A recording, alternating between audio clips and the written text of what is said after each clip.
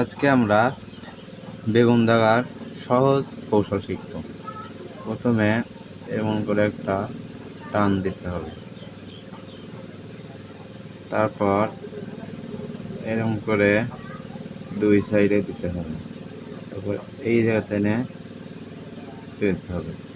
এবার এইভাবে এনে রাখতে হবে। এবার মূল কাজ হলো রং করে সম্পূর্ণ কালো কালার দিয়ে রং করে নিয়ে নিচে এবার বেগুনের শেপটা দিতে হবে। বেগুনের শেপ দিতে হলে এখানে একটু এরকম করে দিতে হবে। সহজ পদ্ধতিতে বেগুন দাগানোর এটাই মূল কৌশল। আবার একটু রং করে নিলে আরো ভালো হয় দেখতে। এভাবে রং করে নিই।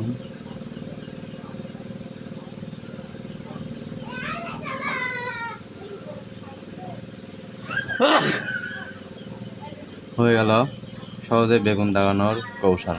একটা লাইক করো।